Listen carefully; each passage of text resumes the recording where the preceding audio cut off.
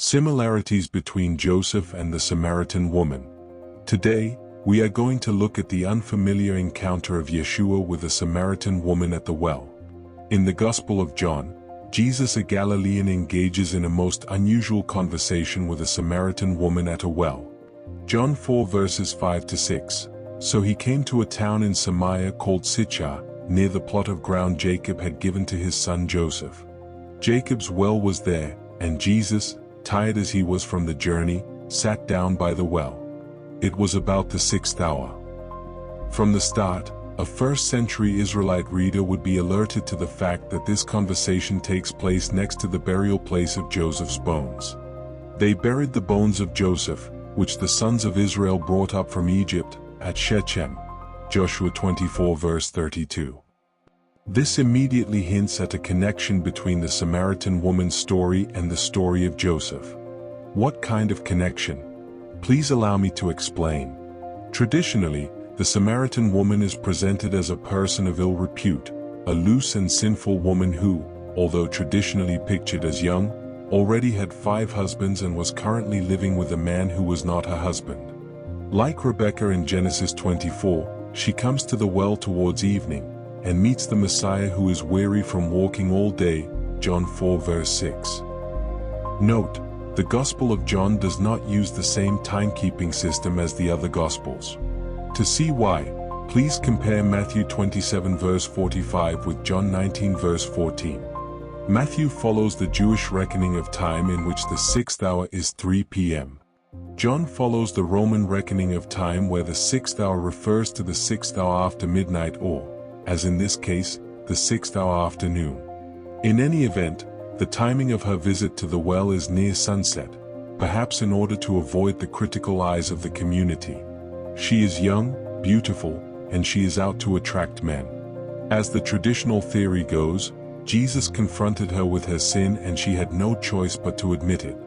However, Jesus' conversation at the well with this seemingly unrighteous woman bears all the marks of deep theological engagement on both sides. The woman knows that according to the traditions of Judean Israelites, Jesus would be richly contaminated if he were to use a vessel that belonged to a Samaritan woman. A later Judean legend, which asserted that Samaritan women's menstrual cycles began immediately following childbirth.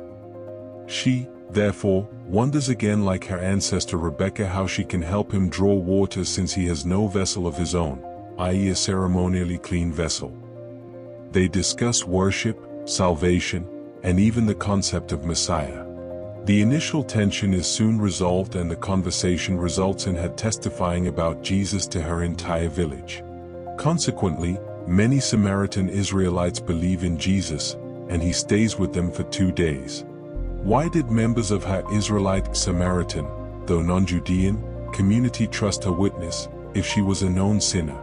Why, given the adversarial religio-political climate between Samaritans and Judeans, would they drop everything they were doing and come to see a young Judean man?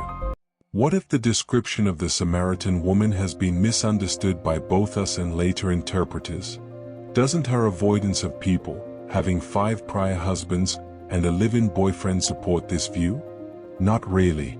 Avoiding people, if that was her purpose, may have been a symptom of a profound depression caused by her life's difficulties, including multiple divorces and/or the deaths of her husbands. Jesus said to her, "You are right when you say you have no husband.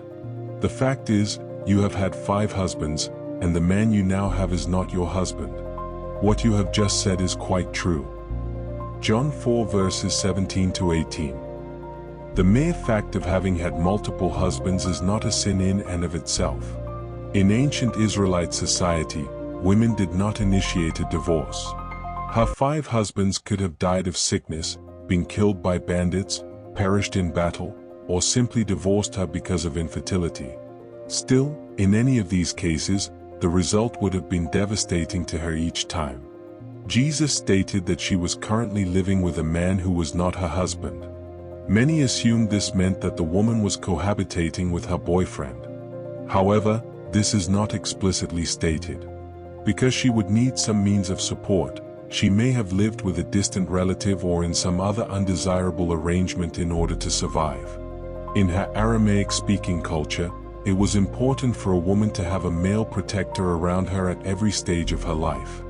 These protector males, called gaura in Aramaic, from a root meaning strength, could be a male cousin, uncle, or other guardian responsible to take care of her. Moreover, Samaritan Israelites did not practice levirate marriage. Levirate marriage is a custom where a widow marries her deceased husband's brother.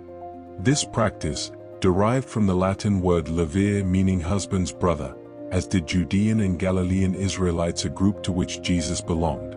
Samaritans believed that the benefit of levirate marriage should not apply to a woman if her marriage had been consummated. It is likely that Jesus was not nailing her to the cross of justice, but instead was telling her that he knew everything about the pain she had endured. This is certainly more consistent with the Jesus we know from other stories. Finally, it is interesting that Joseph's suffering, remember this conversation is taking place not far from his tomb, and the Samaritan woman's suffering is not the only thing they had in common.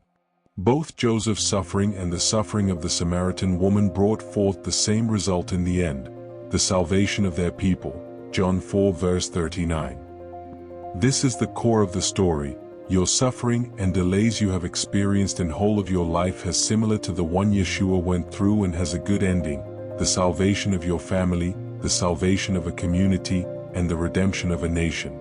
Even if no one currently believes your story, time is coming when all people will come and sit to listen to your testimony like a Samaritan woman.